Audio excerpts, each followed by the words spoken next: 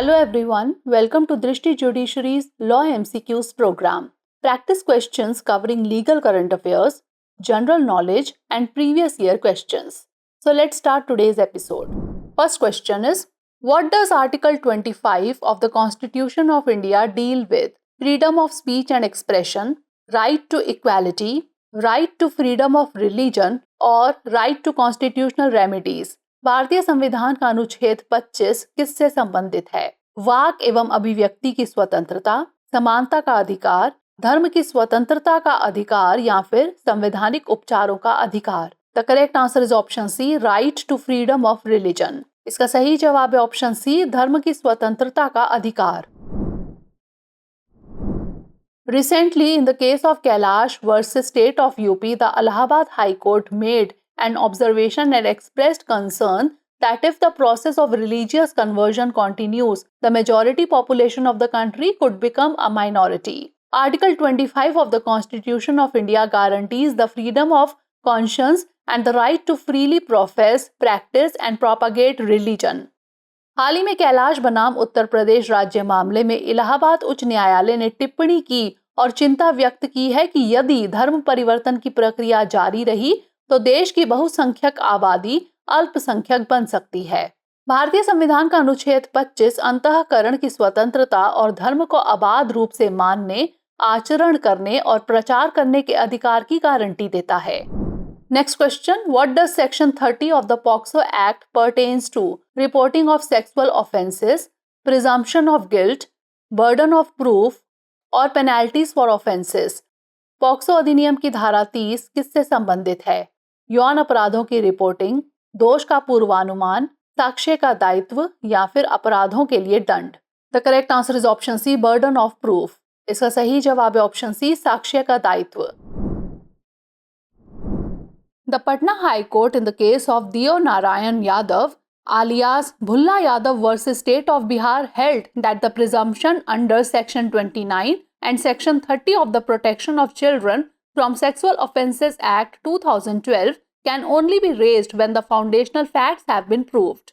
Section 30 of the POCSO Act pertains to the burden of proof. Patna उच्च न्यायालय ने देव नारायण यादव उर्फ भुल्ला यादव बनाम बिहार राज्य के मामले में माना है कि लैंगिक अपराधों से बालकों का संरक्षण अधिनियम 2012 की धारा 29 और धारा 30 के तहत पूर्वानुमान तभी लगाया जा सकता है जब आधारभूत तथ्य सिद्ध हो गए हों। पॉक्सो अधिनियम की धारा 30 साक्ष्य के दायित्व से संबंधित है। Next question, what is the name of the landmark case that decriminalised adultery in India? Kesavananda Bharati versus state of Kerala, Joseph Shine versus union of India, Navtej Singh Johar versus union of India और SR Bommai versus union of India. भारत में व्यभिचार को अपराध से मुक्त करने वाले ऐतिहासिक मामले का नाम क्या है? केशवानंद भारती बनाम केरल राज्य, जोसेफ शाइन बनाम भारत संघ, नवतेज सिंह जौहर बनाम भारत संघ या फिर एसआर बोम्मई बनाम भारत संघ। The correct answer is option B, Joseph Shine versus union of India. इसका सही जवाब है ऑप्शन बी, जोसेफ शाइन बनाम भारत संघ।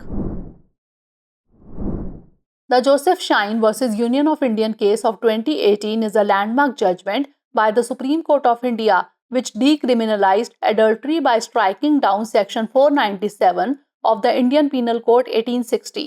The court held that the law was unconstitutional as it violated the principles of equality and individual dignity. 2018 का Joseph shine बनाम union of Indian मामला भारत के सर्वोच्च न्यायालय का एक ऐतिहासिक निर्णय है जिसने भारतीय दंड संहिता 1860 की धारा 497 को रद्द करके व्यभिचार को अपराध से मुक्त कर दिया। न्यायालय ने कहा कि यह कानून असंवैधानिक है क्योंकि यह समानता और व्यक्तिगत गरिमा के सिद्धांतों का उल्लंघन करता है। Next question, what does section 26 of the Indian evidence act 1872 deal with? Admissions in civil cases, confessions made to police officers, hearsay evidence और डॉक्यूमेंट्री एविडेंस। भारतीय साक्ष्य अधिनियम 1872 की धारा 26 किससे संबंधित है? सिविल मामलों में स्वीकृति, पुलिस अधिकारियों के समक्ष इकबालिया बयान, सुनी सुनाई बातें साक्ष्य के रूप में या फिर दस्तावेजी प्रमाण। The correct answer is option B, confessions made to police officers. इसका सही जवाब है ऑप्शन बी, पुलिस अधिकारियों के समक्ष इकबालिया बयान।